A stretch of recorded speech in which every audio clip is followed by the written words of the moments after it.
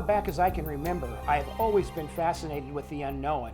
I love mystery, suspense, and I have a real attraction to things that are difficult to understand. I love the outdoors, and I am a self-proclaimed researcher and adventurer. I love discovering new and interesting things. Very few people know that Washington State has world-class geology. I like to point out and showcase what may seem like sensational geological features that inspire people about geology that is censored out of the mass media and public schools because it does not fit into their secular worldview. I believe we need to hold on to the scientific aspects of geology and expose this illegitimate, unscientific world's philosophy of an old Earth.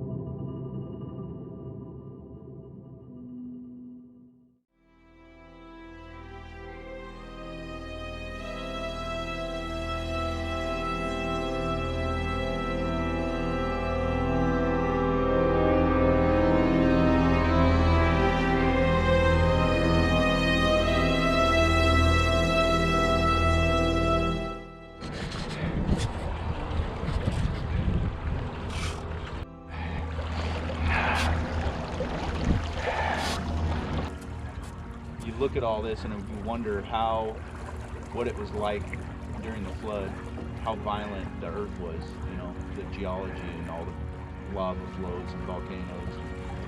It was very violent, more than the human mind can understand. So the water's really low. Oh yeah, that is really neat. That cave up there. See, I think all that up there are all logs. Okay, yeah. Log holes. Yeah. And you can see the different layers. Some are really dark, some are lighter. Yeah. And this here is all pillow basalt in front of us, so that all flowed underwater. And that's where you're gonna find the logs. So we're gonna be right up there. Okay. Now there's supposed to be an arrow. You're supposed to look for an arrow right up here. Yeah, now that's where the rhinoceros is at, is up there. We're gonna go right up that. Wow, it's really deep here.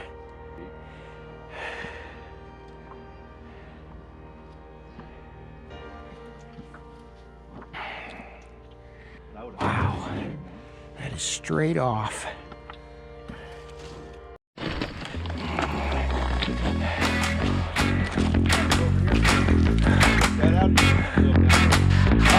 Yeah, that's okay. That's the way we gotta go.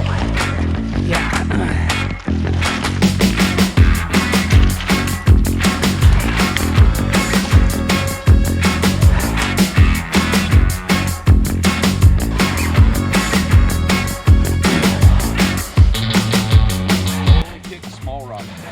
Okay, thank you. I was watching this video of these guys mighty gracious of you. hunting in New Zealand, and they were climbing up, I mean, some really steep stuff. Yeah. And the guy knocked a rock down on the guy below him, and that barely missed him. Oh.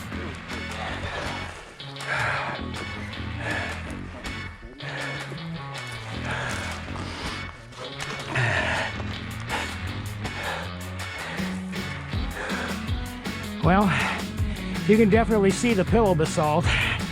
It's pillowed, means it flowed underwater. See this? Right here. That's a big pillow. Okay. Right there. There's one. There's one. This is like water or lava flowing into the water, and then it just goes boosh, you know. Like you see on TV. Like in Hawaii. Yeah. That's palagonite. It's where the lava flashes to steam, and it creates that yellow color, that yellow powdery dust. That's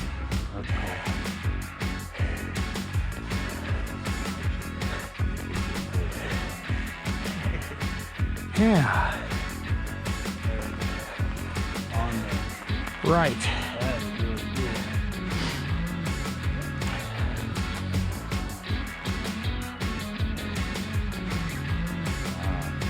cool. You can see how big that must have been the base where it was going down, like maybe the roots going out. Angling out. You can see how big diameter it is. That's about what, 10, 12 feet diameter at least. This tree is going vertical. Okay, now we go that way. This way? Yep. And we experience more things. In fact, you haven't even seen the highlight of the day yet, because I'm about ready to blow you away. You gotta save that for the end, right? Yeah, well, it is basically at the end. So now this is where I hope you don't mind heights and don't fall off the cliff. Oh, look at there. Now that, okay. All right, that is semi-ly petrified. It's not petrified all the way. Look at that, that is amazing. Oh yeah, look at that. Wow. Wow. That is amazing. There could have been 2 logs here. One here and one there. And then you may have had one going vertical right here. We'll see like this right here. It still looks like the lava just was liquid and just solidified like that. Right.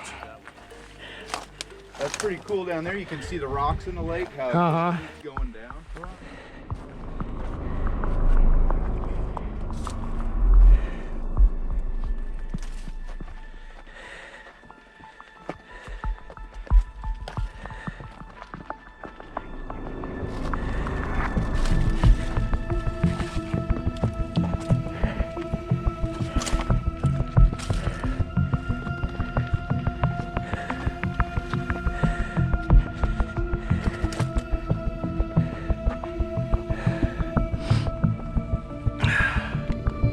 Oh. Well.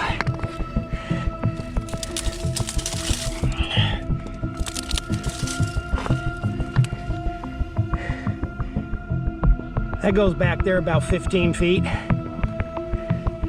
So that's a log hole right there. See that one? Okay. Yep. Okay. But they continue to get better.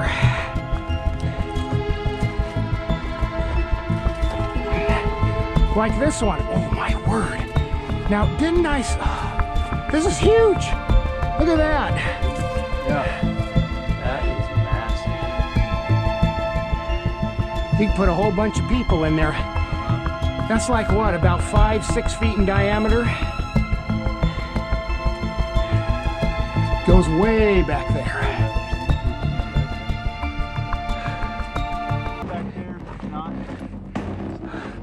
Okay, here is the grand finale. Okay, I'm just gonna take a video, you go in there.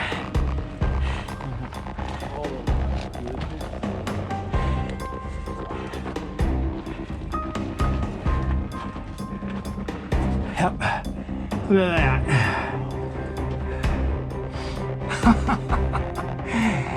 Oh man.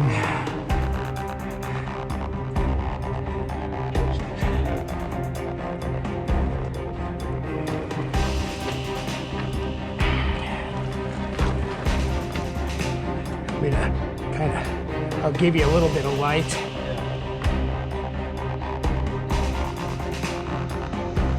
Get you in a little bit to get this perspective.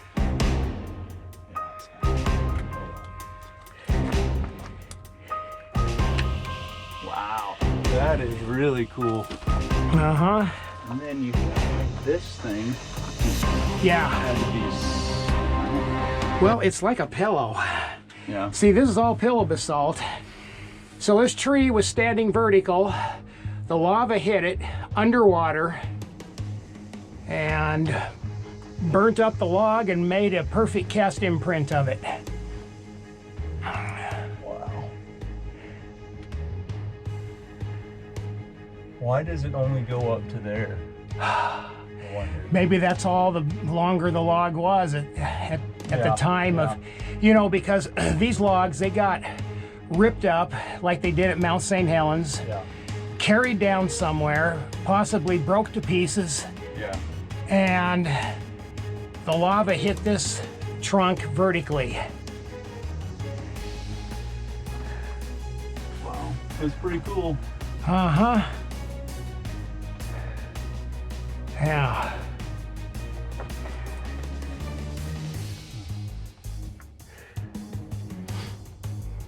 Very cool. Wow. Yeah. Boy, that is a heck of a cave to lay low for a while. I know, this would be a good place to come, because they have to get across the water to get to you. Yeah. You could shoot at them as they come across, you know. That might be kind of fun. Sink their boat. They're coming at you.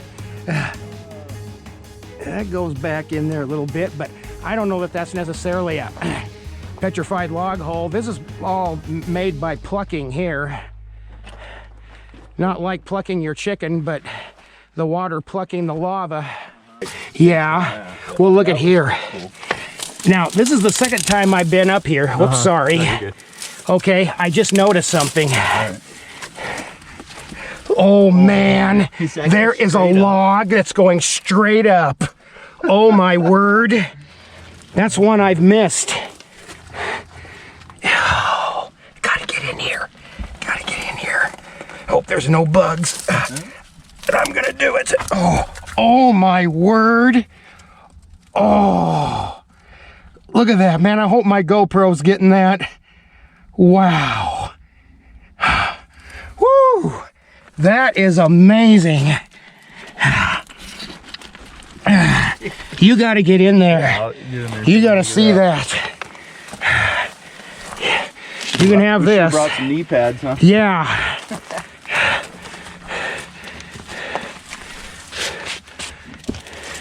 Oh wow, that is something else. Wow. Huh. That looks, you know what it looks like a little bit?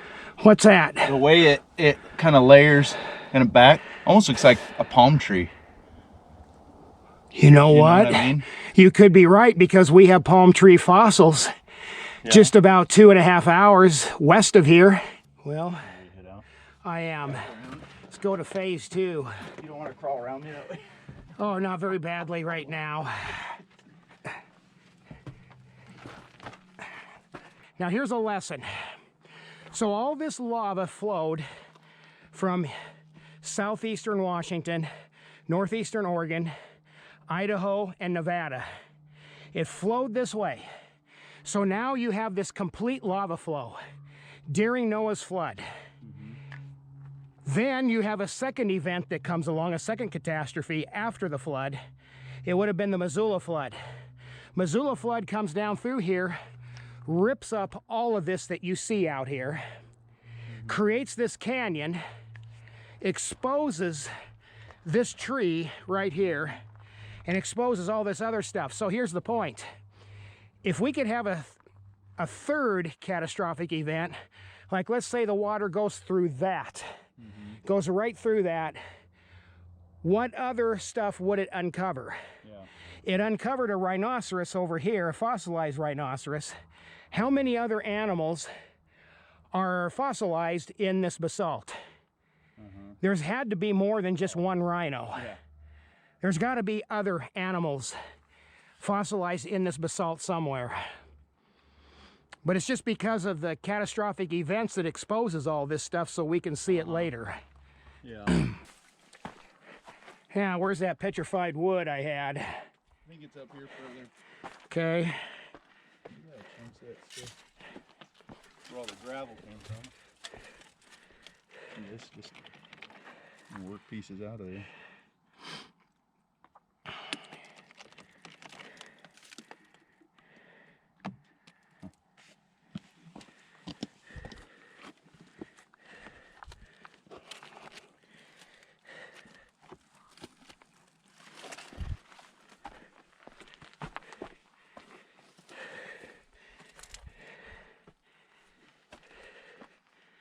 Huh. More bone. Guess that petrified wood's up here somewhere. Yeah, I think it's up around this. It's like one of the first places we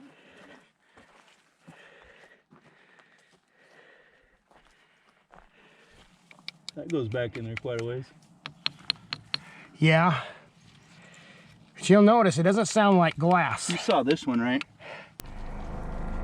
You go straight up? Straight up. Really? Yeah, I missed it. I just gotta...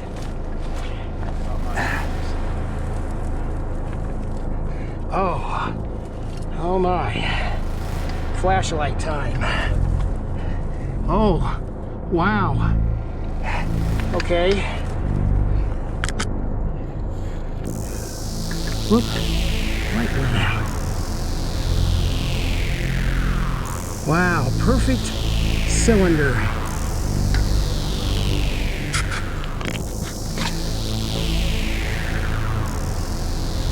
Huh. Amazing.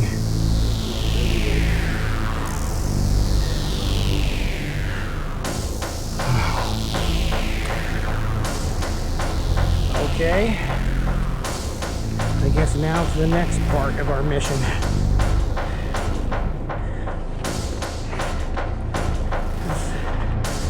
Boy, this is like straight off going down.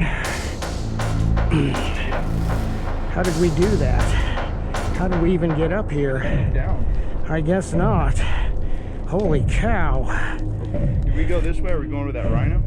Yeah, well, can you go up around that? no, you have to get on the boat. Oh. Dock it over there, then you go to the rhino. Okay. Shoot. I'm getting too old for this. Did we not come from over there or right here? Okay. Hope I don't break my wood while I break my arm going down.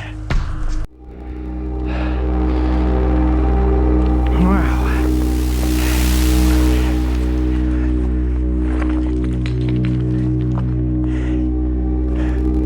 Wow. Yeah, look at that. That is insane.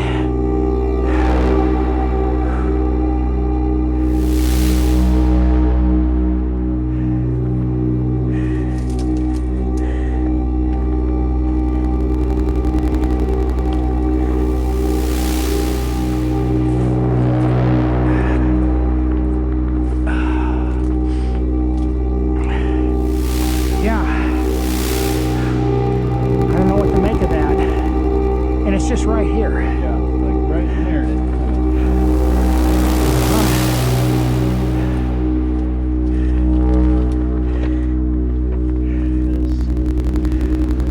I know. It's like a dike or something squeezed up through all that lava.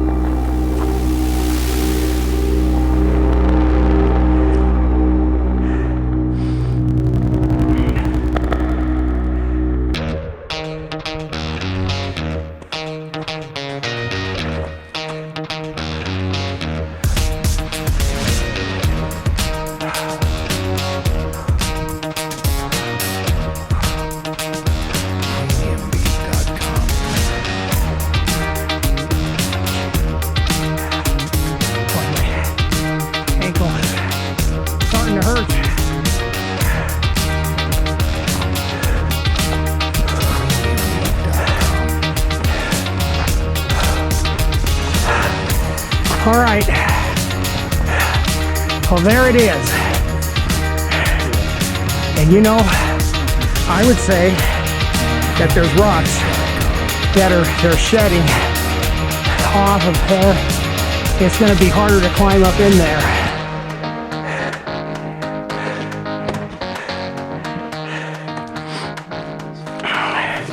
Yeah, they're flaking off. Here, let's have fun with this.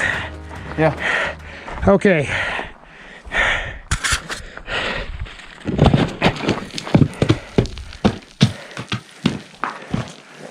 Oh yeah.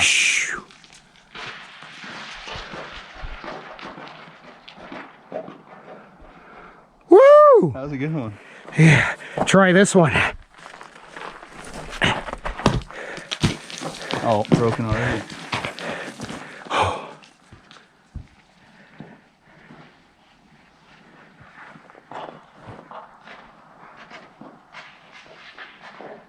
I made it further. Oh, it's still going. Good one. Wow.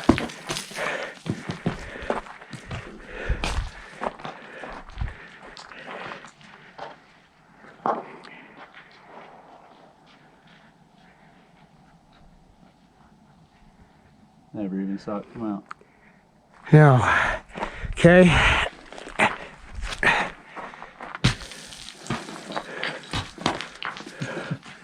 Some of those are breaking up. Uh-huh.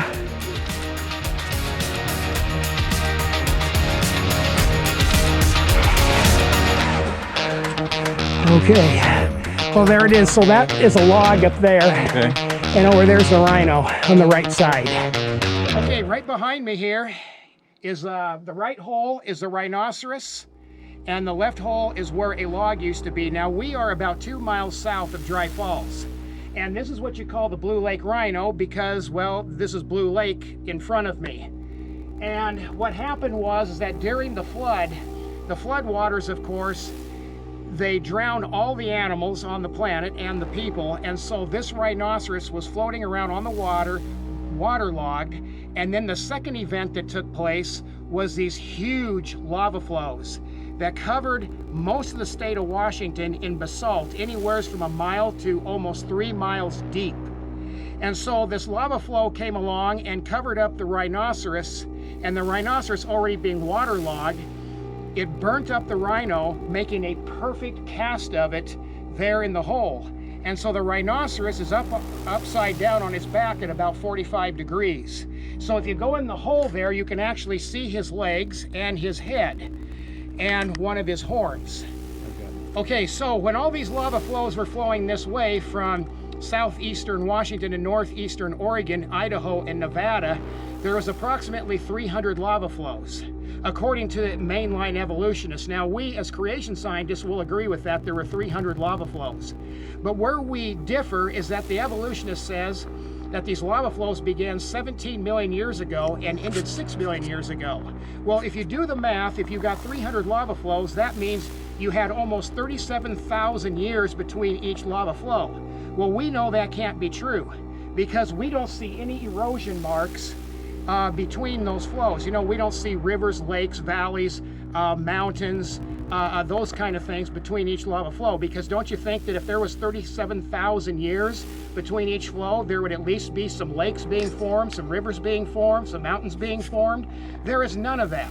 So that is very good proof that each one of these layers flowed, or each one of these flows occurred simultaneously, one right after another, in a short period of time during the Great Flood of Noah. And a lot of these flows are pillow basalt. In fact, the rhinoceros is in pillow basalt, which is great evidence that the rhino was in water and that the lava was flowing through water and covered up the rhinoceros.